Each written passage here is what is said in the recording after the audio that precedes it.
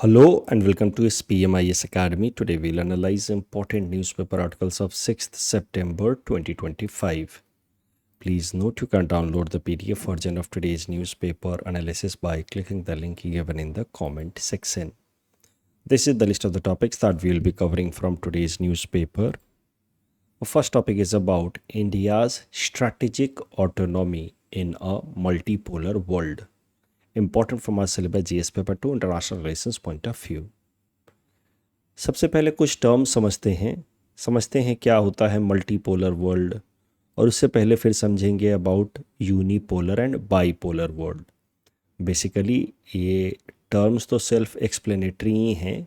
Unipolar world means when world is dominated by one particular country and its allies. जब एक देश पूरी दुनिया भर के ग्लोबल पॉलिटिक्स को डोमिनेट करे तो फिर कहा जाता है कि global order is in unipolar phase. और जो देश डोमिनेट करता है पूरे दुनिया भर के पॉलिटिक्स को, पूरे दुनिया भर के देशों को, उस देश को कहा जाता है हेजेमन. हेजेमन मतलब समवन या a country that is having unquestioned supremacy or dominance. फिर bipolar world order means where there are two superpowers enjoying dominance in global order and having different sphere of influence across the world. And multipolar world means where there are many regional powers in the global order and they have more or less equal say at global institutions like United Nations and WTO. Multipolar global order के लिए दूसरा शब्द democratic global order भी इस्तेमाल किया जाता है because there are many regional powers and all of them are more और less enjoying power in and influence in global politics. अगर वर्ल्ड की बात की जाए कि किस टाइम में वो किस फेज में रहा है ग्लोबल ऑर्डर, तो क्रोनोलॉजिकली अगर हम देखें तो जब वर्ल्ड वॉर 2 ख़त्म हुआ 1945 में, उसके बाद from 1945 to 1991 the world essentially could be explained as a bipolar world. Geopolitics a world politics could be called bipolar because there were two super powers, US and USSR, mainly centred around Russia. तो इस कारण से इसको bipolar global order कहा जाता है. फिर 1991 में with disintegration of USSR there emerged a hegemon in the form of the US. And for about 10 years from 1991 to 2001, the world became unipolar. पर 2001 में, जैसा कि एक दो दिनों पहले मैंने एक डिटेल वीडियो भी रिलीज़ किया था अबाउट ग्लोबल पॉलिटिक्स, तो मैंने बताया था कि 2001 is considered as watershed moment in international politics because जब वर्ल्ड ट्रेड सेंटर के ऊपर अटैक हुआ अमेरिका में, then America decided to intervene in Afghanistan and 2 years later they started another war in Iraq. तो उसके बाद से अमेरिका की सुप्रीमेसी क्वेश्चन होने लगी because they were not that powerful because of two war being fought. और इसका फ़ायदा उठा करके बाकी सारे देश, मेनली जैसे China, started asserting its power in Asia Pacific region and started challenging the allies of US like Philippines and Japan. Russia also started to revive itself. Russia always under Vladimir Putin wanted to revive its lost glory. The glory that it enjoyed during the Cold War time, Russia उसको revive करना चाहता है. और 2001 के बाद से जब US no longer remain that dominant, तो उसके बाद से Russia is also emerging as a revivalist power.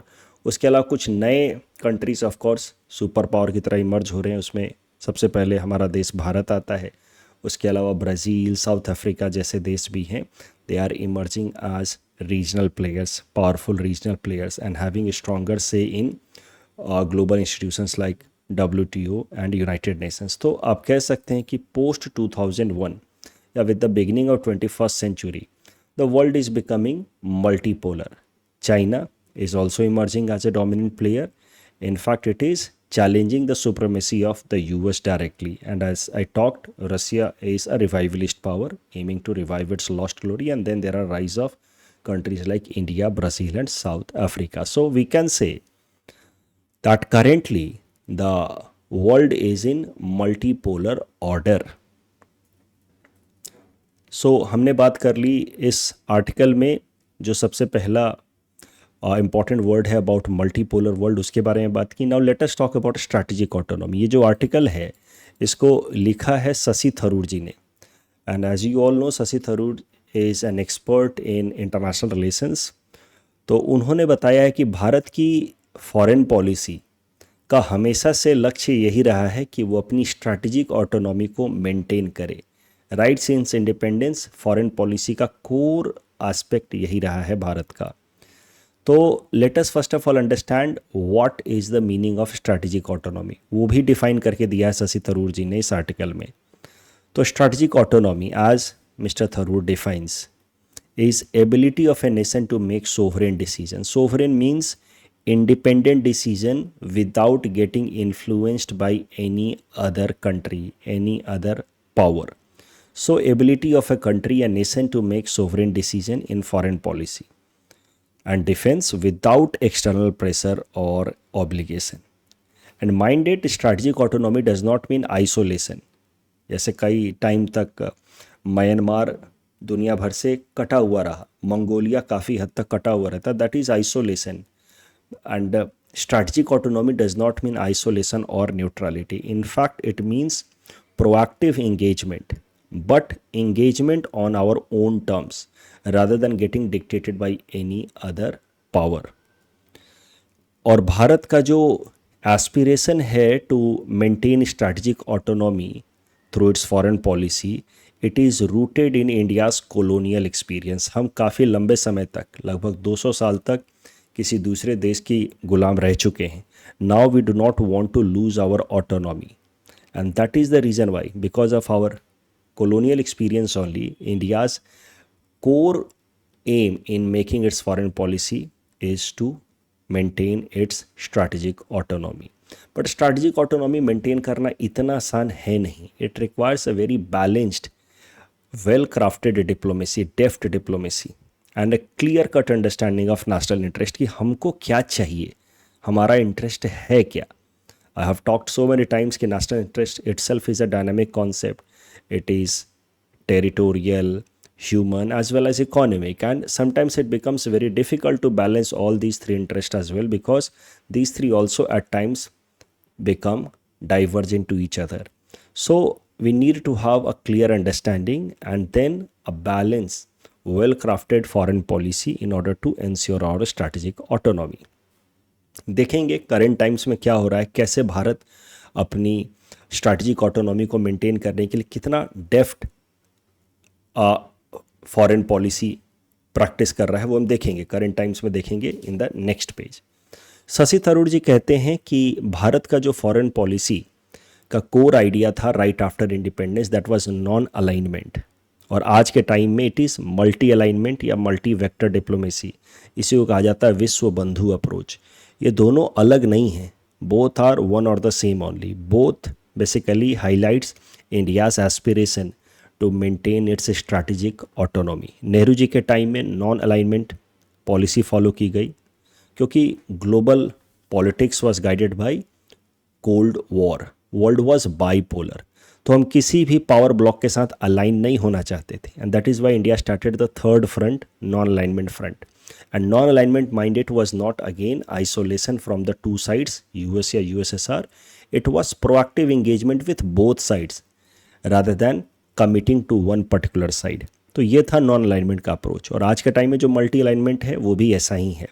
Today's global order is multipolar, and that is why Modi government is looking forward to align with all the powerful countries, all the important countries, without making a permanent commitment to any one particular country or group of countries.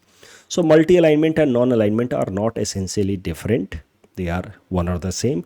It's just that global politics has changed from bipolar to multipolar, and that is why there is slightly different approach. Otherwise, the core idea is same, the core aspiration is same, that is to maintain strategic autonomy of the country. Bharat के position की बात की जाए इन current global order, तो भारत अपने position को balance करने की कोशिश करता रहता है हमेशा amongst the three major countries, US, China, Russia, without avoiding any stringent alignment with any of these powerful countries. हम किसी के साथ भी परमानेंट कमिटमेंट, रिजिड कमिटमेंट में नहीं जाते. India engages with US and its allies on platforms like Quad, I2U2 या IMSA, India middle east Europe mega economic corridor. ये सब कुछ हमने हाल फिलहाल में डिस्कस भी किया है न्यूज़पेपर एनालिसिस में. तो एक तरफ we are aligning with US and its allies through platforms like Quad. On the other side, we are also aligning with countries like China and Russia that are essentially anti-US. We are aligning with China and Russia on platforms like SCO and BRICS. That is a perfect example of balancing deft diplomacy. Bharat को कभी कभार global order में, global politics में India को elephant नाम से बुलाया जाता है कि the elephant means we move slowly but in a very balanced manner. तो इसीलिए इंडिया को कई बार एलिफेंट बुलाया जाता है, चाइना को ड्रैगन बुलाया जाता है, रसिया को बियर बुलाया जाता है, यूएस को ईगल बुलाया जाता है. पूरे दुनिया भर में उसकी नज़र रहती है. तो इस अलग अलग जानवरों से अलग अलग देशों को रिप्रेजेंट करने की कोशिश की जाती है. कभी कभार ऐसा भी प्रश्न आ सकता है the elephant and the dragon. तो इसका मतलब बेसिकली आपसे वो भारत और चाइना के रिलेशंस के बारे में पूछ रहे हैं. अभी हाल फिलहाल में आपको पता है कि India lately has been converging more with Russia and China in order to balance the US because of arbitrary tariff policy by US President Donald Trump. 50% tariff लगा दिया on many of the Indian products. तो भारत थोड़ा सा ज़्यादा align हो रहा है रसिया और चाइना की तरफ. लेकिन बिल्कुल रिसेंटली कल ही क्या हुआ है कि यूएस प्रेसिडेंट ने थोड़ा सा सॉफ्ट स्टैंस दिखाया है. अब थोड़ी सी हेकरी निकल रही है डोनाल्ड ट्रंप की. तो डोनाल्ड ट्रंप ने क्या कहा at White House, he said कि I will always be friends with Modi, he is a great prime minister. अभी कुछ दिनों पहले क्या कहा था कि इंडियन इकोनॉमी इज़ डेड. अब कह रहे हैं Modi ji is a great prime minister and India and US have a special relationship, there is nothing to worry about. और जैसे ही थोड़ा सा फ्रेंडली जेस्चर दिखाया डोनाल्ड ट्रंप ने, प्रधानमंत्री नरेंद्र मोदी जी ने भी रेसिप्रोकेट कर दिया. Through Twitter he tweeted that deeply appreciate and fully reciprocate President Trump's sentiment and positive assessment of our ties. India and US have very positive and forward-looking comprehensive global strategic partnership. तो अब देख रहे हैं डेफ्ट diplomacy foreign policy making का एक perfect example. किसी के साथ भी अलाइन नहीं होना. अभी तियानजिन समिट करके आए हैं सीओ में, वहाँ पे रसिया और चाइना के साथ काफ़ी अच्छे से अपने टाइज को स्ट्रेंथन करने पे फोकस किया है. Now the moment US has shown some soft stands and friendly gesture, India has also reciprocated in same manner and degree. फिर वो थोड़ा और सॉफ्ट होंगे तो भारत और रेसिप्रोकेट करेगा उसी हिसाब से. तो आपसे किस तरीके का सवाल पूछा जा सकता है मेंस में? आपसे ऐसा पूछा जा सकता है कि भारत का जो पॉलिसी चेंज हुआ from non alignment to multi alignment, इसको एग्जामिन करें. तो आपको यही बताना है कि non alignment was during cold war time, but cold war is over. So cold war dynamics in world politics is also over. अब दुनिया जो है वो मल्टीपोलर ऑर्डर में आ चुकी है. दैट इज़ वाई थोड़ा बहुत चेंज की ज़रूरत है और इस कारण से नॉन अलाइनमेंट को हमने ट्रांसफॉर्म किया into multi alignment. But these are not essentially different, these are similar ideas. The core aspiration, core goal is to maintain strategic autonomy in changing global order. तो ये non alignment and multi alignment are one और the same, ऐसा आपको जवाब में लिखना है. Next topic is about environment audit rules 2025, important from our syllabus GS paper 3 environment point of view. सबसे पहले central and state pollution control boards के बारे में समझते हैं. यूनियन लेवल पे है सेंट्रल पॉल्यूशन कंट्रोल बोर्ड और बाकी सारे रिस्पेक्टिव स्टेट लेवल पे एंड यूनियन टेरिटरी लेवल पे we are having state pollution control board. Even UTs like Delhi also have pollution control board like Delhi pollution control board. Assam के अंदर तो है ही आसाम पॉल्यूशन कंट्रोल बोर्ड. ये जितने भी पॉल्यूशन कंट्रोल बोर्ड बने हैं इवन एट द यूनियन या state level, they have been created as per water prevention and control of pollution act 1974. Short में कहें तो water act of 1974. That means the CPCB, Central Pollution Control Board, and State Pollution Control Board are statutory bodies. Water act के अंतर्गत इनको बनाया गया। बाद में एयर एक्ट 1981 के अंतर्गत इनके पावर्स को थोड़ा एक्सटेंड कर दिया गया। And now CPCB and SPCB they are given power to control air pollution as well. And further जब 1986 में आया एक comprehensive law environment protection act, then CPCBs and SPCBs were given wider power for environment protection. CPCB and SPCBs, they act in coordination. State and Central Pollution Control Board. किस तरह का coordination होता है? तो central pollution control board nation wide standard lay down करता है for air, water and noise quality की ये स्टैंडर्ड मेंटेन करना है। तो स्टैंडर्ड ले डाउन करने का क्राइटेरिया, क्वालिटी कैसी होनी चाहिए, वो सेंट्रल पॉल्यूशन कंट्रोल बोर्ड। और अब उस स्टैंडर्ड को अपने अपने जुरिडिक्शन में, अपने अपने टेरिटरी में इंश्योर कराने का लक्ष्य जो है वो होता है स्टेट पॉल्यूशन कंट्रोल बोर्ड का। तो स्टेट पॉल्यूशन कंट्रोल बोर्ड अपने अपने टेरिटरीज़ के अंदर, अपने अपने स्टेट के अंदर इंडस्ट्रीज़ को अप्रूवल देते हैं कि वो कैसे ऑपरेट कर सकते हैं, कितना पॉल्यूशन कर सकते हैं एयर में या वाटर में। So state pollution control board they grant consent to establish and operate industries. उसके अलावा state pollution control board pollution भी मेजर करते रहते हैं रिवर में, लेक्स में, एयर में। And time to time they enforce standards in order to maintain water and air quality.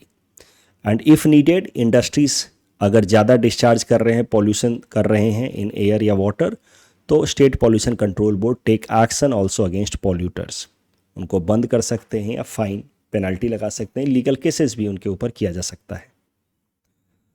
तो देख करके साफ साफ आपको समझ आ रहा है कि स्टेट पॉल्यूशन कंट्रोल बोर्ड्स की रिस्पॉन्सिबिलिटीज़ बहुत ज़्यादा हैं, डायनेमिक रिस्पॉन्सिबिलिटीज़ हैं उनकी, और उतना उनके पास ह्यूमन रिसोर्स है नहीं, ना इंफ्रास्ट्रक्चर होता है। Generally Assam state pollution control board हो या कहीं का भी हो, they are generally overburdened and under staffed. Infrastructure भी उतना नहीं होता उनके पास। तो अब स्टेट पॉल्यूशन कंट्रोल बोर्ड की जिम्मेदारियों को रिड्यूस करने के लिए ministry of environment, forest and climate change ने रिलीज़ किया है environment audit rules 2025 under environment protection act 1986। इस नए रूल के हिसाब से now there can be private agencies that can do audit of industries, और वो ऑडिट रिपोर्ट प्रिपेयर कर सकती हैं कि industries air and water quality and emission standards को फॉलो कर रहे हैं या नहीं। समझने के लिए मैं बताता हूँ सिंपल भाषा में। कंपनियां अपने अपने फाइनेंसेस का ऑडिट कराते हैं प्राइवेट फाइनेंशियल ऑडिटर से, जिनको कहा जाता है चार्टर अकाउंटेंट, और फिर वो रिपोर्ट सबमिट किया जाता है मिनिस्ट्री ऑफ कॉर्पोरेट अफेयर्स को, और उसके बेसिस पे टैक्स वगैरह भरा जाता है, राइट। तो जैसे फाइनेंस के प्राइवेट ऑडिटर्स होते हैं, चार्टर अकाउंटेंट एंड ऑल, वैसे ही अब इंडस्ट्रीज़ के अपने इन्वायरमेंटल ऑडिटर्स भी होंगे, जो चार्टर अकाउंटेंट्स की तरह ही प्राइवेट ऑडिटर्स होंगे। They will be environmental auditors, और इनका काम क्या होगा कि इंडस्ट्रीज़ कितना इमिशन कर रही है, चाहे एयर इमिशन हो या वाटर इमिशन हो, उसका ऑडिट करेंगे। ऑडिट करेंगे ये इन्वायरमेंट ऑडिटर्स, और वो ऑडिट करने के बाद रिपोर्ट देंगे स्टेट पॉल्यूशन कंट्रोल बोर्ड को, और स्टेट पॉल्यूशन कंट्रोल बोर्ड उसके बेसिस पे फिर देखेगी कि इंडस्ट्री स्टैंडर्ड्स को फॉलो कर रही है या नहीं। अगर नहीं कर रही है तो उसके ऊपर फिर पेनल्टी वगैरह लगाया जा सकता है। तो basically state pollution control board का काम थोड़ा आसान कर दिया गया। पहले उन्हीं को ऑडिट करना होता था, फिर उसके बेसिस पे देखना होता था कि इंडस्ट्री स्टैंडर्ड फॉलो कर रही है कि नहीं। But now there will be private environmental auditors, so they will reduce the responsibilities of state pollution control board only to see the report and on that basis take decision। ये जो environment auditors होंगे ये कौन होंगे? तो they will be certified individuals or agencies जिनको काम दिया जाएगा to inspect industry facilities, collect sample and see whether those emissions are in line with laws or not, और उसके बेसिस पर रिपोर्ट बनाएंगे। अब ऐसा नहीं कि कोई भी इन्वायरमेंट ऑडिटर बन सकता है। जैसे सीए बनने की अपनी क्राइटेरिया होती है, उसके लिए एक अलग से एजेंसी है, वैसे ही इन्वायरमेंट ऑडिटर बनने के लिए एक अलग से एजेंसी बनाई गई है, environment audit designated agency, EADA। EADA एक नई एजेंसी बनाई गई है under this rule only, environment audit rules 2025 only. तो ये नया कानून, नया जो रूल आया है, कानून के अंतर्गत डेलीगेटेड लेजिस्लेशंस का हिस्सा होते हैं रूल्स, कानून को इम्प्लीमेंट करने के लिए। तो we have environment protection act of 1986, उसके अंतर्गत कई सारे रूल्स हैं। उसी में से नया रूल आया है अभी हाल फिलहाल में, इन्वायरमेंट ऑडिट रूल 2025, जिसके अंतर्गत पहले तो एक एजेंसी बनाई गई EADA, और इस एजेंसी को काम दिया गया है कि आप सर्टिफाई कर सकते हैं इंडिविजुअल्स या एजेंसीज को एज इन्वायरमेंट ऑडिटर्स, और वो इन्वायरमेंट ऑडिटर्स फिर स्टेट पॉल्यूशन कंट्रोल बोर्ड का काम इस तरह से आसान करेंगे। So this is the new environment audit rules 2025। इस टॉपिक डिस्कशन के बेसिस पे प्रीलिम्स प्रैक्टिस क्वेश्चन है। Please attempt this question and submit the answer in the comment section. Next topic is about flood in Punjab, important from our syllabus GS paper 3, disaster management point of view. तो पंजाब में पिछले 30 सालों में one of the worst flood witness किया गया है। 40 से भी ज़्यादा लोग मारे जा चुके हैं। बहुत सारे एग्रीकल्चरल फील्ड जो हैं वो ओवरवेल्म्ड हो चुके हैं because of water logging, crops का नुकसान हुआ है।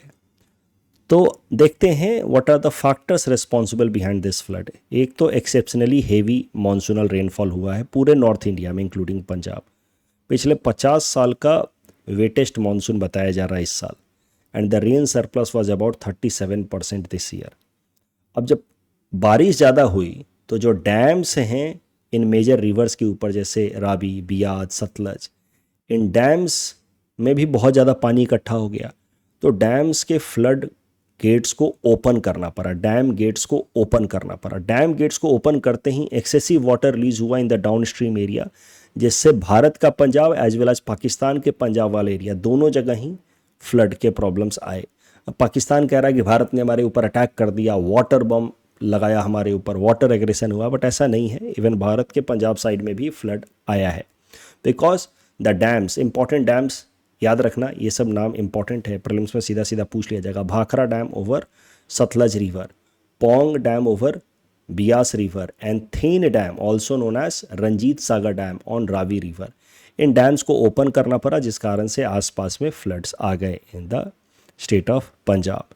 एंड मोस्ट इंपॉर्टेंट फैक्टर बताया जा रहा है, सुप्रीम कोर्ट ने कहा है कि इलीगल डिफॉरेस्टेशन जो काफ़ी लंबे समय से चल रहा है पंजाब, हिमाचल प्रदेश, जम्मू एंड कश्मीर एरिया में, इस कारण से ये जो फ्लड का प्रॉब्लम है और एग्रीवेट हो गया है, अदरवाइज इतना होता नहीं।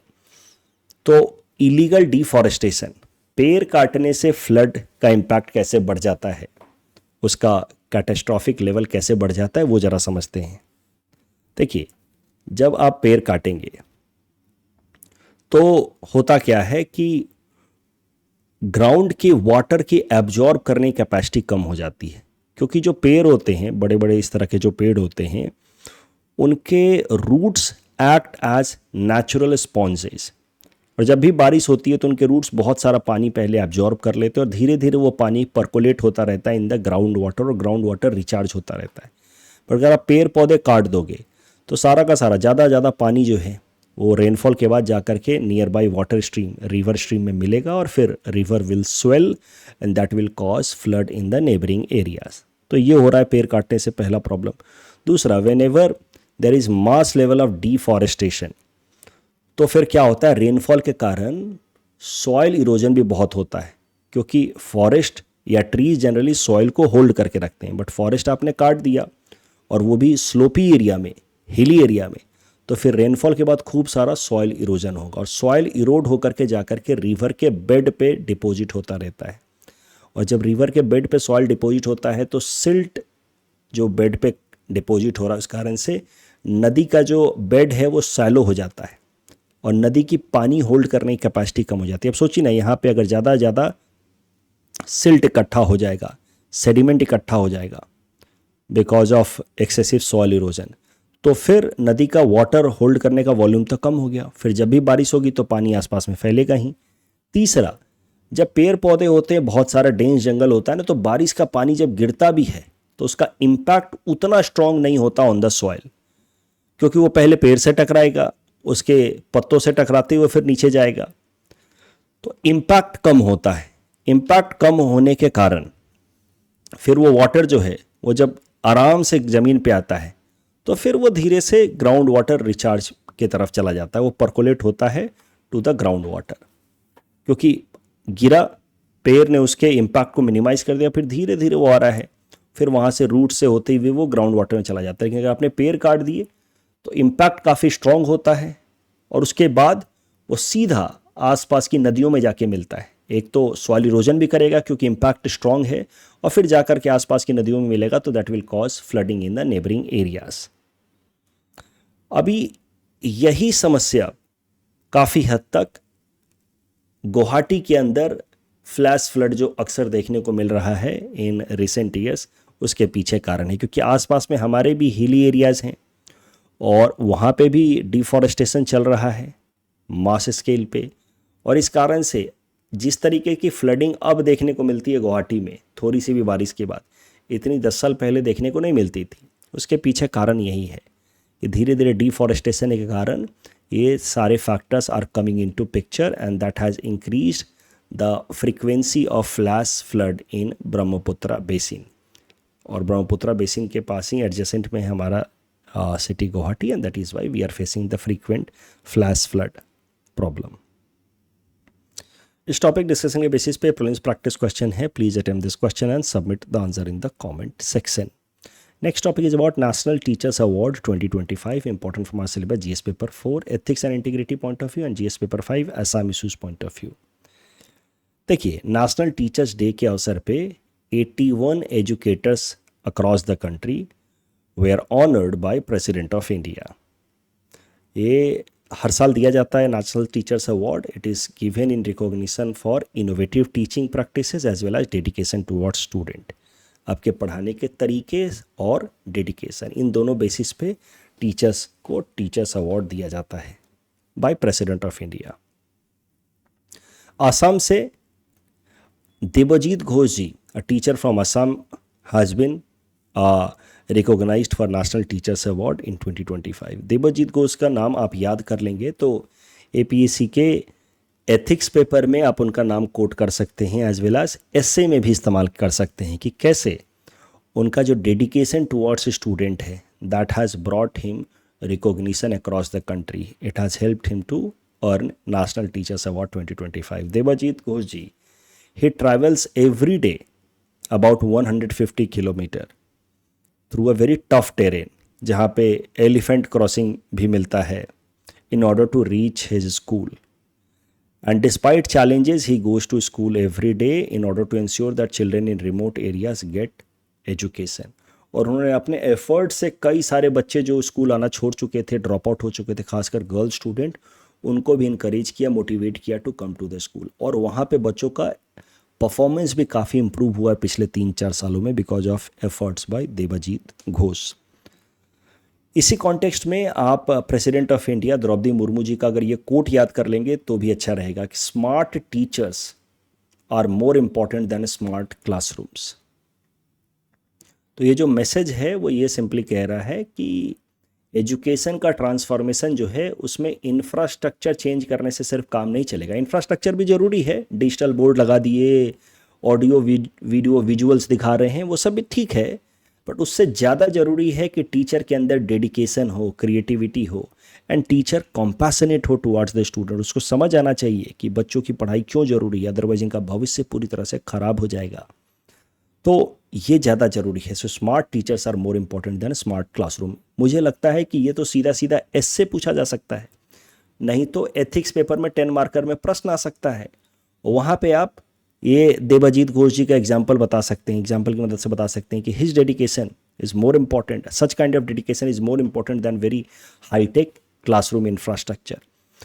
केस स्टडीज़ में अगर कुछ इस तरह का प्रश्न आ जाए तो आप इनको एग्जाम्पल के तौर पे बता सकते हैं। तो अलग अलग जगहों पे इस्तेमाल होगा, एस्से में इस्तेमाल हो सकता है, एथिक्स में स्टैंड अलोन क्वेश्चन आ सकता है, इवन केस स्टडीज़ में भी आप बता सकते हैं। मान लीजिए केस स्टडी है कि एक टीचर है, गाँव में इतनी समस्याएँ हैं, फिर भी क्यों उसको मतलब इतनी समस्याएं हैं, स्कूल में जाना में प्रॉब्लम है, बच्चे स्कूल नहीं आते हैं, तो वहाँ पे आप बाकी तमाम सॉल्यूशन बताते हुए कंक्लूजन में आप देवजीत घोष जी का नाम मेंशन कर सकते हैं कि how we need to get inspiration from Debjit Ghosh ji, a person who has contributed immensely towards learning of children from remote areas and that has helped him to earn president's recognition। तो इस तरीके से आप इवन केस स्टडी में एक example के मदद से कंक्लूड कर सकते हैं।